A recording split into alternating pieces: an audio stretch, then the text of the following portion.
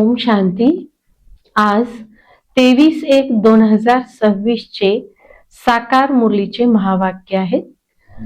बाबा सांगतात, गोड मुलांनो, तुमच्या मुखातून सदैव ज्ञान रत्न निघाले पाहिजेत आणि तुमचा चेहरा सदैव हर्षित हवा. आज प्रश्न आहे.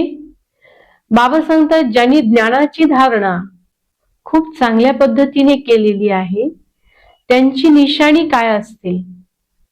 उत्तर मध्ये बाबांनी 5 महत्वाचे पॉइंट सांगितले. त्यामध्ये शुभाबा सांगतात की ज्यांनी ज्ञानाची धारणा खूप चांगली केलेली असेल त्यांचा व्यवहार चालचलन देवांसारखा असेल. त्यांच्यामध्ये दैवी गुणांची धारणा सहज असेल आणि दिसेलही. त्यांच्या बुद्धीमध्ये ज्ञानाचं चिंतन सदैव चालेल. ते कधी मुखाने कोणाला दुःख देणारे त्रास देणारे शब्द बोलणार नाहीत. त्यांच्या मुखातून वाह्यात गप्पा गोष्टी किंवा परचिंतनाच्या कचऱ्यावाल्या गोष्टी निघणार नाहीत. त्यामध्ये ते वेळ वाया घालवणार नाहीत. त्यांच्या जीवनामध्ये शिव्या देणे कोणाची निंदा करणे या गोष्टी नसतील आणि त्यांचा चेहरा सदैव हर्षित आणि प्रसन्न असेल. बाबा सांगतात की जे ज्ञानाचं चिंतन आणि अभ्यास करतात त्यांच्या संस्कारांचं परिवर्तन सहज होतं. म्हणूनच बाबा आज उत्तरामध्ये बाबांनी ह्या 5 गोष्टींचं मुख्यतः वर्णन केलेलं आहे. आजच्या मुरलीमध्ये महत्वाचे पॉइंट्स मुद्दे बाबा सांगतात. बाबा म्हणतात की धनवान लोकांना आज वेळ नाही, कारण त्यांना स्वतःचा अहंकार असतो. अहंकार हा असतो की मी फलाना आहे, माझ्याजवळ इतकी प्रॉपर्टी आहे, म्हणून त्यांना असं वाटतं की आमच्याजवळ या गोष्टींसाठी वेळ नाही. पण बाबा म्हणतात अशा आत्म्यांना सुद्धा आपल्याला संदेश द्यायचा आहे, कारण आज बाबांनी भक्ती आणि ज्ञान यामध्ये फरक सांगितला.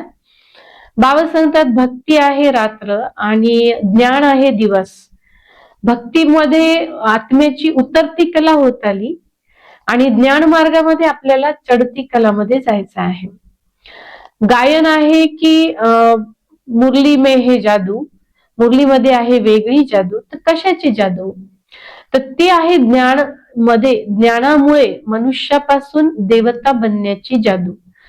कारण जादूगर लोक एका बाजूने दुसरी वस्तू घालतात, दुसऱ्या बाजूने दुसरीच वस्तू काढतात. तसं बाबा आपल्याला मनुष्यापासून देवता बनवत आहेत आणि ही जादूगरी आणखीन कुणीही करू शकत नाही.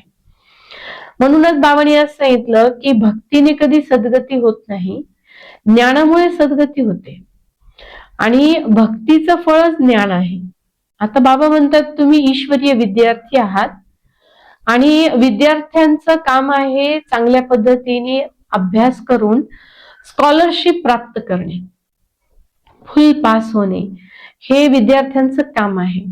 मग बाबा सांगतात तुम्ही स्वतःला विचारा की स्वतःमध्ये दैवी गुण कितपत धारण झालेले आहेत, किती टक्के आपल्यामध्ये बदल झालेला आहे.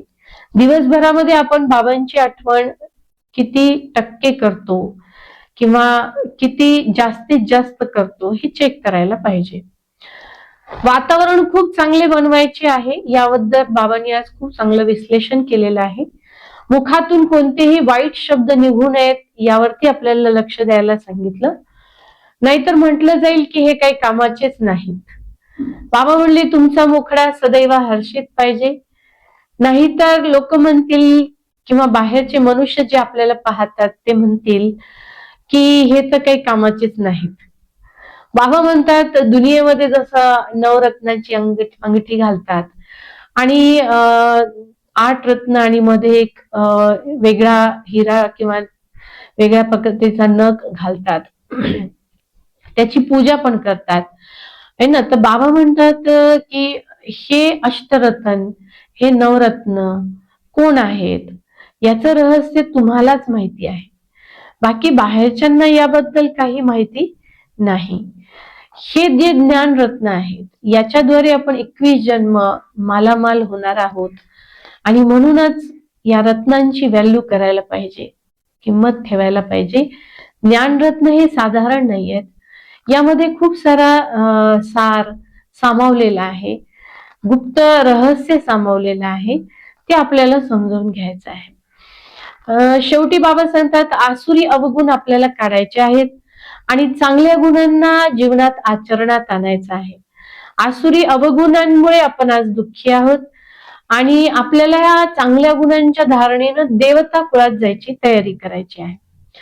रामवंशी आणि रावणवंशी बाबा म्हणतात दोन्ही इथेच आहेत, संगम युगावर, कलियुगाच्या शेवटी, आणि त्यांचंच आता युद्ध चालू आहे. म्हणूनच रावणवंशी आत्म्यांसोबत रामवंशी आत्म्यांचं युद्ध आज जे चालू आहे त्याचं गायन नंतर भक्तीमध्ये द्वापर युगात केलेलं आहे.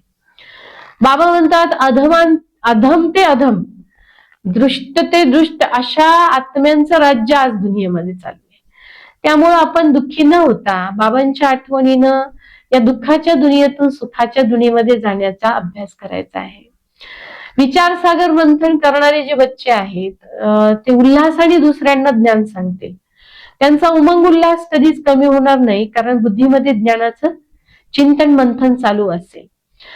आणि बाबा शेवटी सांगतात की प्रत्येकाला आपापलं शरीर मिळालेलं आहे आणि या शरीरामध्ये आत्मा विराजमान आहे आणि प्रत्येकाचा आपली आपली भूमिका, आपला आपला पार्ट या सृष्टी रंगमंचावर वाजवणं बजवणं चालू आहे.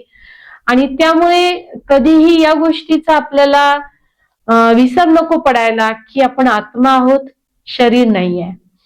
शेवटी बाबा सांगतात अच्छा गोड गोड मुलांनो, जे खूप दिवसापासून बिछडलेले होते पुन्हा येऊन भेटले अशा मुलांना मात पिता बापदादांचा याद, स्नेह, सुप्रभात. आत्मिक पित्याची आत्मिक मुलांना नमस्ते, आत्मिक मुलांची आत्मिक पित्यास खूप खूप खूप नमस्ते. आज धारणासाठी मुख्य सार मध्ये बाबा सांगतात आपल्या हर्षित चेहऱ्याने बाबांचे नाव मोठे करायचे आहे, उज्ज्वल प्रकाशमय करायचे आहे. ज्ञानरत्न बुद्धीमध्ये धारण करायचे आहेत आणि अनेकांना ज्ञानरत्नांचं दान करायचं आहे, सांगायचंय दुसऱ्यांना. गळ्यात ज्ञानरत्नांची माळा घालूनच ठेवायची आहे. आणि बाबा सांगतात आसुरी अवगुणांना आपल्यामधून काढायचं आहे.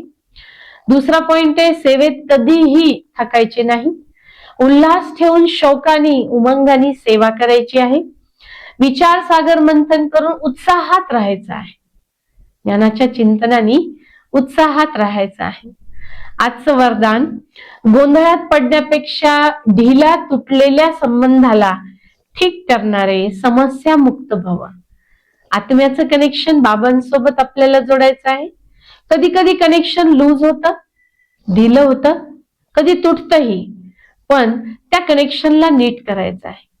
सर्व समस्यांचं मूळ कारण एकच आहे, परमात्म्यासोबत झालेला ढिला संबंध. आणि हा ढिला संबंध मग समस्यांना आव्हान करतो. आणि जर संबंध ठीक केला तर सर्व शक्ती आपल्यामध्ये आपोआप येतील आणि जिथे शक्ती असतील तिथे समस्या आपोआपच समाप्त होतील. बरं 1-2 मिनिट जरी लागले कनेक्शन जोडण्यासाठी तर बाबा म्हणतात काही हरकत नाही, पण प्रयत्न सोडू नका, हारायचे नाही आणि गोंधळात पडायचे नाही. कारण निश्चयाचा पाया जर मजबूत असेल तरच. कोणता पाया? निश्चय कोणता? मी बाबांचा, बाबा माझा. तर समस्यापासून मुक्त आपोआपच होणार आहोत. आजचा सुविचार आहे आपल्या अवस्थेत स्थिरता आणायची आहे. हीच जुन्या संस्कारांना बदलण्याची विधी आहे. अवस्था जर स्थिर असेल तर संस्कार बदलायला वेळ नाही लागणार. आजचा अव्यक्त इशारा आहे. निश्चयाचा पाया मजबूत करायचा आहे. जर निश्चय पक्का असेल तर बंधनमुक्त बनणं अवघड नाही. मी आत्मा आहे आणि आत्मा परमात्म्याचा मुलगा आहे. आत्मा शक्तिशाली शक्ती स्वरूप आहे. ही स्मृती जर असेल तर आत्म्याला या बंधनातून मुक्त होणं काही अवघड नाही. तर बंधनमुक्त जीवनमुक्त अनुभव करण्यासाठी आपल्याला सर्वप्रथम निश्चय धारण करायचा आहे. आज या सर्व गोष्टींना बाबांनी विस्तृतपणे खूप चांगल्या पद्धतीने आपल्याला सांगितलेलं आहे. आज बाबांनी मुख्यतः ह्या सर्व गोष्टींना आचरणातही आणायला सांगितलेलं आहे. सर्वप्रथम सांगितलं हर्षित चेहरा, चालचलन व्यवहारमध्ये मधुरता, मुखाने कुठलेही कटू शब्द निघायला नको, आणि शिव्या देणे, कोणाची निंदा करणे, वाह्यात गप्पा मारणे किंवा एकमेकांमध्ये कचऱ्याच्या व्यर्थ गोष्टी ज्या असतात त्या आणणे, ह्या सर्व गोष्टींना आपल्याला टाळायचं आहे. ओम शांती.